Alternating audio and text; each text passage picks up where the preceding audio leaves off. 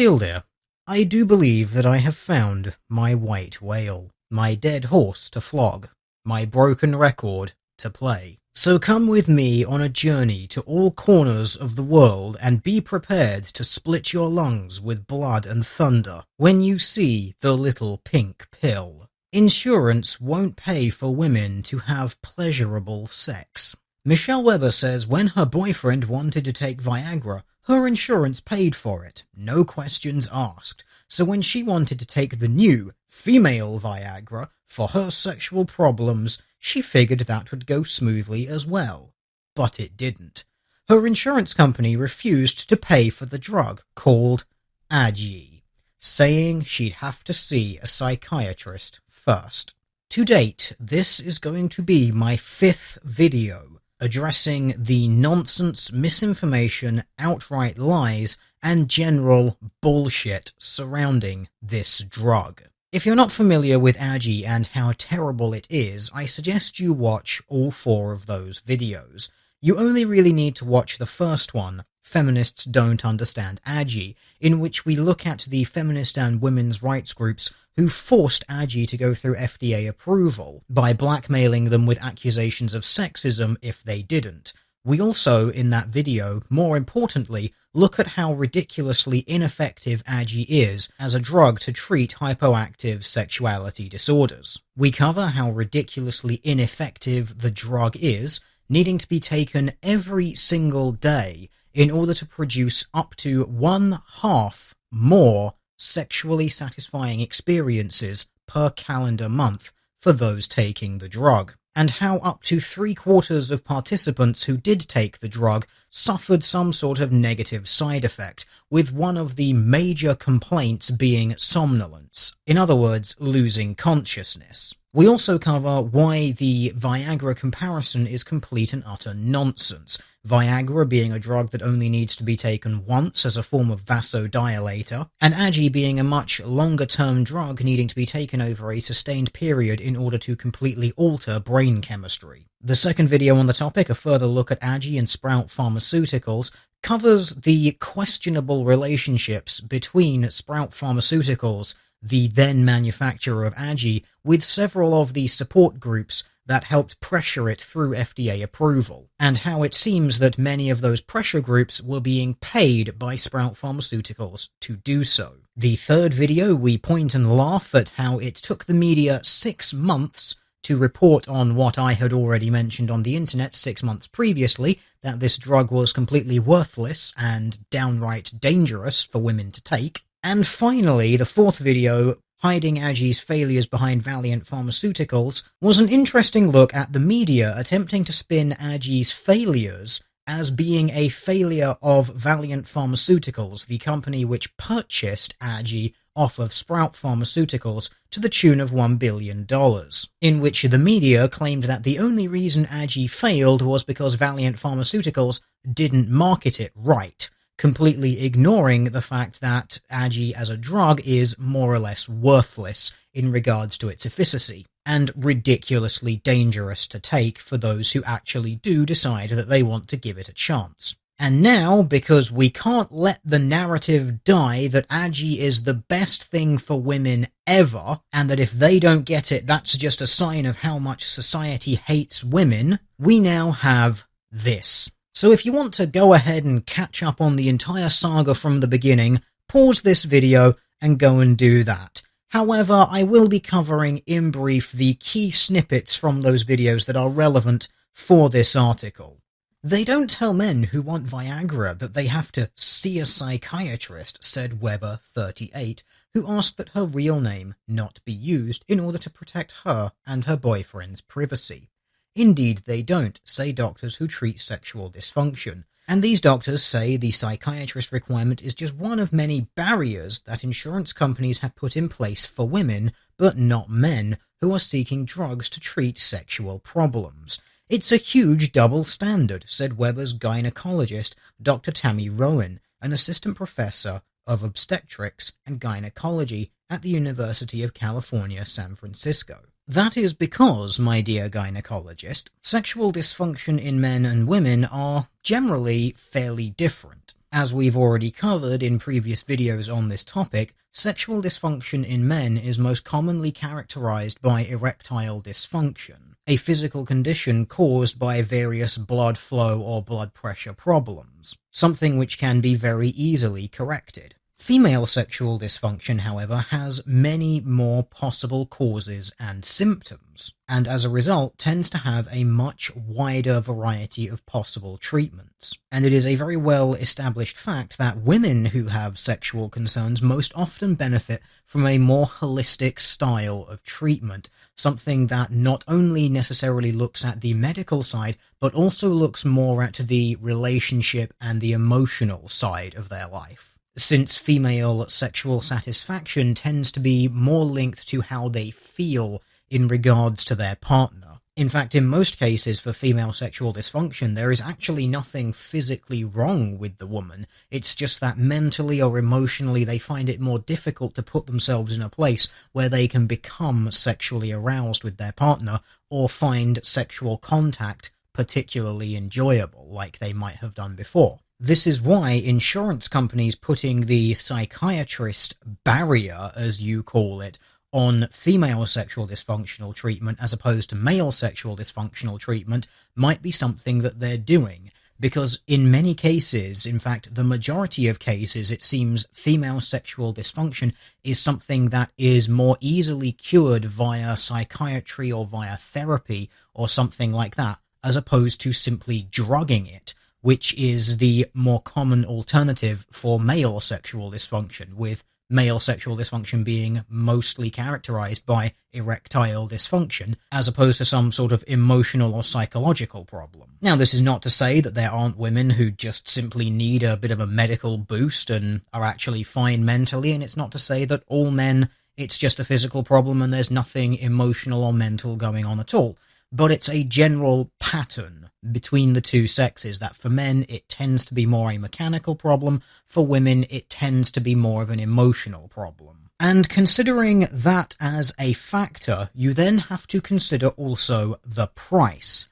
Addyi as a drug must be taken every single day in order to produce any effect. And remember, the effects that we're looking at is half to one more sexually satisfying experience per calendar month. One better lay a month for a drug which costs between $800 and $1,000 a month, as opposed to Viagra, which, depending on where you get it, seems to vary anywhere from about $10 to $30 per pill, although that price may vary by geographical region or your insurer or your supplier, and those pills only need to be taken once as required. So, these drugs have massively different market costs, massively different dosing frequencies, treat massively different conditions in massively different ways. It should then not come as any surprise to anyone with even an ounce of knowledge on the subject that they are treated differently. It is only a double standard if you are treating two things that are the same differently. Treating two things that are totally different differently, however, is not a double standard. In addition to the psychiatrist requirement, Weber's insurance company, Blue Shield of California, refuses to pay for Addyi unless a woman first tries another, less expensive drug, according to the company's prescribing guidelines. Now, there is no denying that Addyi as a drug is prohibitively expensive. In fact, it was one of the main points brought up in the video where I addressed Valiant Pharmaceutical and how it handled Addyi. In fact, Valiant Pharmaceuticals hiked the price of Addyi massively after buying it, in what seemed to be a desperate bid to bail the company out of a significant legal black hole, because they were being investigated by various legal bodies over various other price hikes that they had done in the past. So it shouldn't really be a surprise to anyone that Addyi is a ridiculously expensive drug. However, to paint the high price as being the biggest issue is very misleading. Once again, I can't help but reference the half to one more satisfying sexual experience per month that was found across 5 separate studies on this drug. It is worthless. The less expensive drug isn't approved to treat sexual problems and can have devastating side effects. As if Addyi doesn't. The original study that I referenced in my first video about this topic, we found 75% of people who took this drug had some sort of adverse effect. 15% of which was somnolence, which is losing consciousness. A follow-up meta-analysis study which looked at 5 other studies and 3 discontinued studies found similar numbers. Adverse effects 66.6%, 69.4%, 62.2%, 63.4%, 81%, and then finally 33 and 32.5%. In those studies, somnolence or loss of consciousness accounting for 11%, nearly 12%, 14.5%, nearly 9%, just over 5%, and nearly 7% across various studies. And that's before we start talking about the various other side effects. And keep in mind, this is a drug you have to take every single day in order to possibly have half a better sexual experience per month. You want to talk about drugs that can have devastating side effects? Look no further than the drug that you are so desperate to shove down your throat. Blue Shield gave Weber a third reason it wouldn't pay for Addyi according to a letter it wrote her. The company said it wouldn't pay because her low libido appeared to be a side effect of a medication she was taking. Weber said Blue Shield must have been referring to the only drug she takes, a type of antidepressant known to have sexual side effects for both men and women. But she said she suffered from low libido even when she wasn't on an antidepressant. And I'd love to know, do they tell men that they can't have Viagra because they're on antidepressants, she asked. It doesn't matter whether they do or not, you moron. This drug does not operate in the same way that Viagra does, not even remotely. From drugs.com, flibanserin has been dubbed the female Viagra and the little pink pill. However, compared to Viagra, flibanserin has a distinctly different mechanism.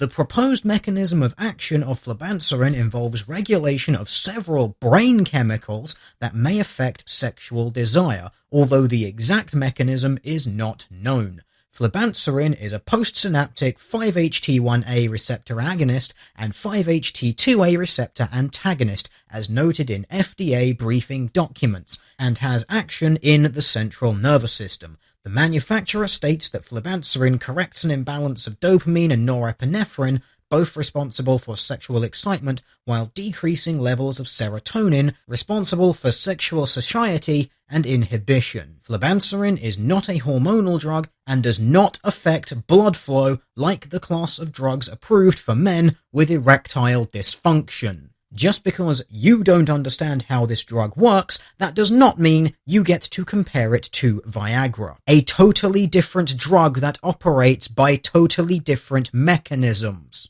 When asked about the Addyi denials, a spokeswoman for the insurance industry responded that some studies have shown Addyi isn't very effective and can have side effects. Well, at least someone out there has read the studies. If there's a question mark around a coverage decision, that usually means there's a question mark around the efficacy, said Claire Cruising, a spokeswoman for America's health insurance plans. This drug failed 2 FDA reviews prior to being approved, and the reason it got approved the third time is because of a broad PR campaign by the company that makes it. And they are absolutely correct. The only thing that they failed to mention in that is that the PR company was basically paying the organizations that were doing the legwork for them, and the fact that pretty much the crux of the campaign was, if you don't give this to us, it's sexism, which is rather hilariously also the crux of this woman's argument. This just seems to be the go-to argument. Are you female and can't get what you want?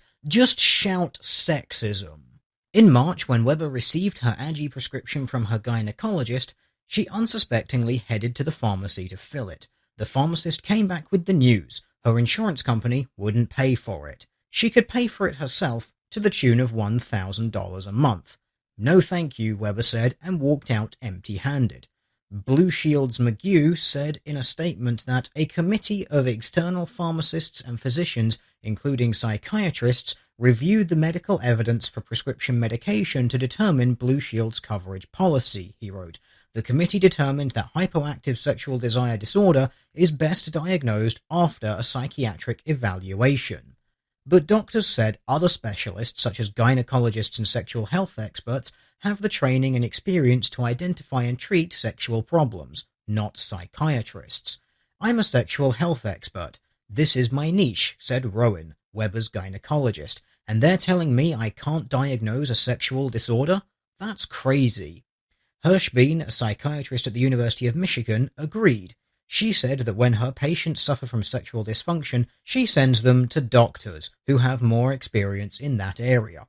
I'm a psychiatrist. I wouldn't write a prescription for Addyi in the same way I wouldn't write a prescription for Viagra, she said. Since getting the rejection from Blue Shield in March, Weber has been on a mission. She did get a prescription from a psychiatrist and marched into the pharmacy a few weeks ago. The pharmacist came back with more news. Blue Shield had rejected it again, saying she needed more documentation from the psychiatrist. So overall in this situation, I'm not going to try and pretend like this woman's insurance company isn't being a dick. They rejected Addyi, quite rightly, I would say, given its complete lack of efficacy, and it's clearly the policy of this insurance company that people who go in for any sort of sexual disorder treatment have to see a psychiatrist first in order to make sure that the problem isn't something psychological and that they actually need some sort of medication. To me, that seems completely reasonable. However, after getting the psychiatrist to fill out their paperwork and say, yeah, they probably need something like this,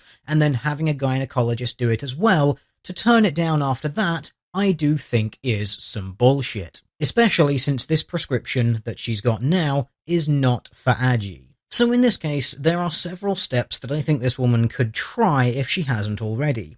1. Stop taking the antidepressant that you're on in order to make sure that the problem that you're experiencing isn't being caused by that. 2. Tell your insurer that you're no longer on that drug so that they have to reconsider you for taking some other drug to treat sexual dysfunction. 3. Change your insurer to someone else. There's a whole load of options that you've got here, and there's going to be other ones there that I haven't even thought of trying. But instead, you decide to go whining to the press about how sexist everything is, when you have no understanding of the drug that you are complaining about, as evidenced by your continued reference to this thing being somehow an equivalent to Viagra. Her boyfriend doesn't need Viagra, she says. He can have sex without it. He wants it so he can have longer-lasting erections, hoping that might make me happier. I'm the one with the actual disorder. I'm the one with no sex drive at all. But he's the one who walks out the doctor's office with a prescription that he can actually fill, she said. Which, translated into English, sounds something more like this. Totally different drugs that treat totally different disorders are treated totally differently by my insurer, and I don't like it. And of course, in order to make you totally ignore the fact that Addyi is an absolute worthless drug, completely and utterly garbage, at best borderline useless, at worst actively harmful, they of course have to end the article with a little kick in the feels to get you to feel sorry for the poor victim. She explains to her boyfriend that she doesn't know why she has a low libido, but she knows it has nothing to do with him or his sexual performance. Even with the reassurances, she's not sure their relationship will survive her lack of interest in sex. We're thinking about getting married. It's really serious, but a big piece of it isn't working, and that's hard for both of us, she said. Oh, you poor baby. Seriously though, if your insurer is dicking you around over this, change insurer. Then the problem will be sorted. But what really irks me about this, what just absolutely grinds my gears about this article, is that not prescribing a woman a drug that has been shown to be worthless, repeatedly demonstrated to be dangerous, that was manipulated, forced onto the market via astroturfing and blackmail and cries of, "You're sexist if you don't," not prescribing this drug is now sexist. everything about this drug from start to finish, from past to present, the only way it has ever been treated has been, if you don't let us have this, it's because you're a sexist, misogynist bigot who hates women. A complete, total, utter disregard for the objective medical evidence behind it that proves definitively that it is terrible in its current form. And yet, this drug will not die. I hope that this is the last time I'm going to have to address this drug, but I get the very distinct feeling that it's not going to be.